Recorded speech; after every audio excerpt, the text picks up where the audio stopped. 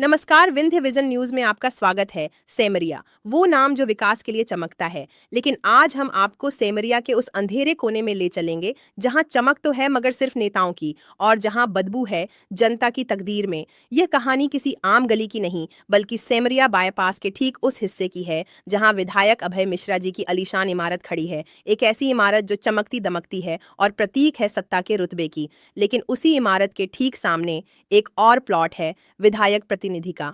रोहिणी कुशवाहा नाम इस जमीन से जुड़ा हुआ बताया जाता है, और यहीं से शुरू होता है एक ऐसा मंजर जो आपको भीतर तक झकझोर देगा। पहली नजर में यह जगह किसी लावारिस तालाब के किनारे जैसी लगती है। गहराई नहीं, लेकिन गंदगी की ऊंचाई जरूर है। नाली बनी है, मगर किसने बनाई और क्यों बनाई, इसकी जिम्मेदारी अभी भी धुंधली है। नाली सिर्फ जाम पड़ी है, जिसमें मच्छरों ने राजधानी बसा ली है। दिन ढलते ही यहाँ का सन्नाटा एक डरावनी खामोशी में बदल जाता है, और सबसे बड़ी विडंबना यह है कि इस सड़ी हुई व्यवस्था की दीवार से सटी है विज्ञान स्थली स्कूल, जहाँ रोज सैकड़ों मासूम बच्चे पढ़ाई का सपना लेकर आते हैं।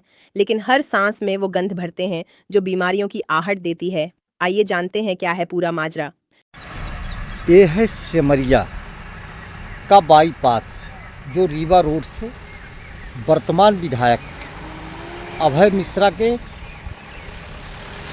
बिल्डिंग के पास से गुजरती है। और जस्ट इनके सामने का एक दृश्य है। और ये प्लाट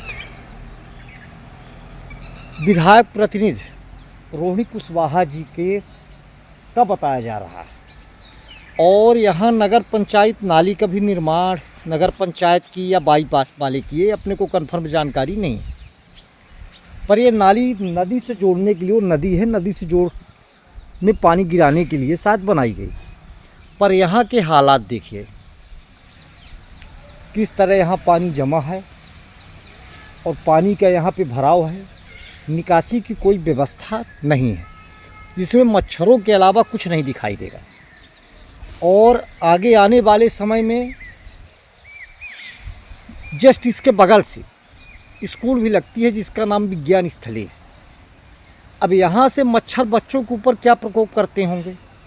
अब सेमरिया में बीमारी का घर बनेगा। अगर ये पानी की निकासी नहीं होती है तो सेमरिया में चिकनगुनिया और डेंगू जैसे बीमारियाँ यहाँ पैर फंसा रही हैं। इसकी रोकथाम के लिए किसी न किसी को आगे आना होगा। और इस तरह का जल भराव बस्ती के अंदर नहीं होना चाहिए। हम निकले थे सोनिम सेमरिया बनाने, और ये आवाज़ थी। आज सेमरिया बन के रह गई दो पार्टों के बीच में, एक दूसरे के ऊपर मार पीट के आरोप के अलावा सेमरिया में कुछ नज़र अभी आज विगत 6-7 वर्षों से नहीं आ रहा है। कोई जनहित का मुद्दा की कोई बात करने के लिए तैयार नहीं। वो उनके खिलाफ FIR करो, उनके खिलाफ FIR करो। तो न्यायालय में कागज़ बढ़ाए जा रहे हैं और हम लोगों का अनदेखा किया जा रहा है। इसलिए मैं बार बार निवेदन करता हूँ कि यहाँ अगर सोने वाला विधायक होता, आज उसको ज़बरदस्ती हम यहाँ खड़े करते, घर का घेराव करते और उठा के लाते। आज ये समस्याएं इस तरह की उत्पन्न नहीं होती। करना पड़ता, चाहे जेब से करता या घर से करता या कहीं से शासन प्रशासन से मदद कराता। धन्यवाद सेमरिया। नेता एक दूसरे पर FIR दर्ज करवा रहे हैं, प्रेस कॉन्फ्रेंस में आरोप प्रत्यारोप लगा रहे हैं, लेकिन उस गली में आज भी वैसी ही बदबू है। सवाल यह नहीं है कि यह जमीन किसकी है, सवाल यह है कि जिम्मेदारी किसकी है। क्यों नहीं बन रही यहाँ पानी की निकासी, क्यों गड्ढे भरने से पहले यहाँ लोगों की उम्मीदें धंस जाती हैं। अगर समय रहते सफाई और जल निकासी की व्यवस्था नहीं की गई तो यह जगह डेंगू, मलेरिया और चिकनगुनिया जैसे रोगों का गढ़ बन सकती है।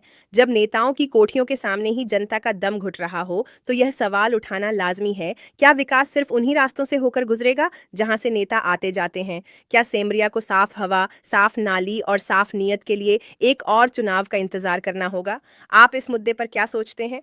अपनी राय जरूर दें। फिलहाल इस खबर में इतना ही। फिर मिलते हैं एक नई खबर के साथ। तब तक के लिए नमस्कार।